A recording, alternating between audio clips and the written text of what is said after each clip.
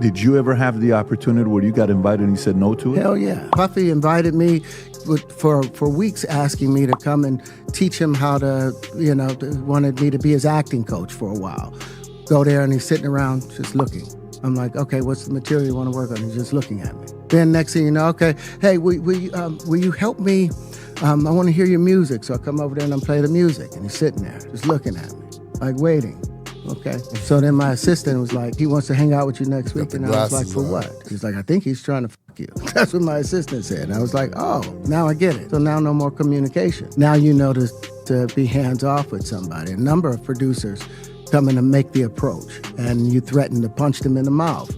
Or threaten to knock their head off for talking to you or looking at you like you're a woman. When you approach a real man about his masculinity, you're going to get a real reaction back. It's a difference when a guy walks in a room and when a man walks into a room.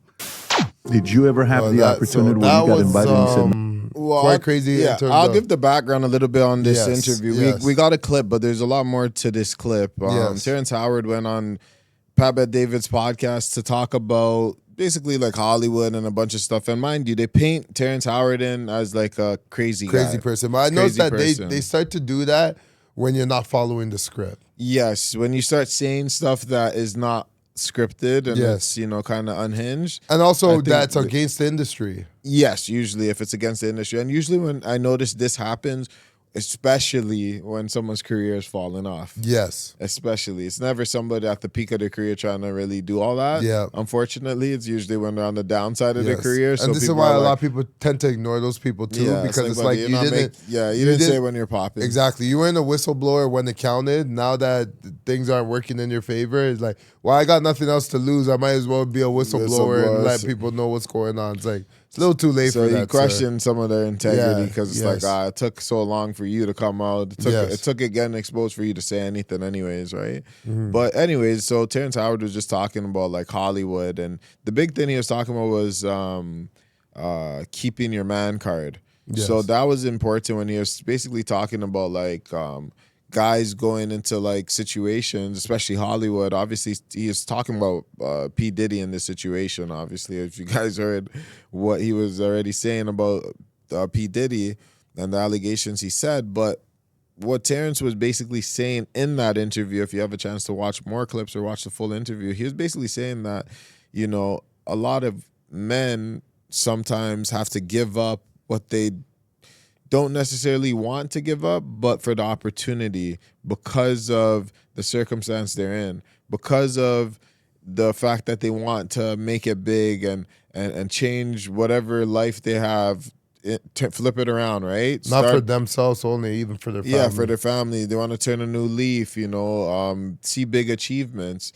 But at the end of the day, as he said, some people in Hollywood, they're going to try you. They're going to, press you, get you to do things you don't want to do. So how far are you willing to go? How strong is your integrity when it comes to this shit?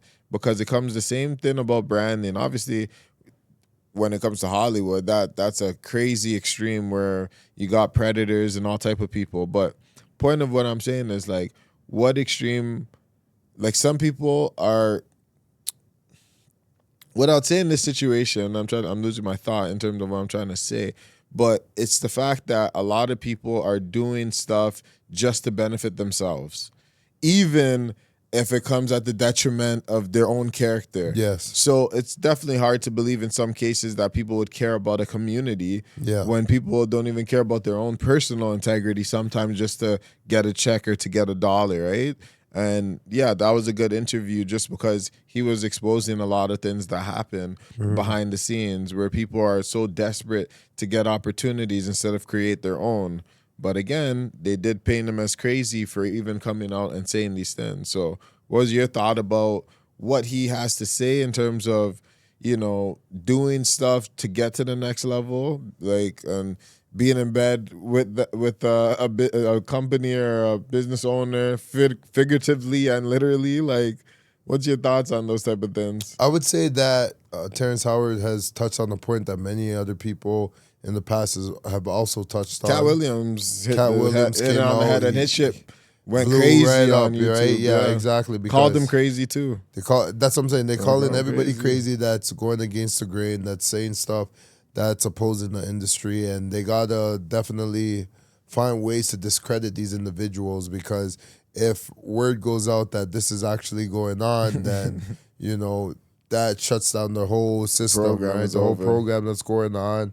A lot of people are catching cases. Absolutely. It's gonna be big lawsuits here, left, right, and center. Money's being lost.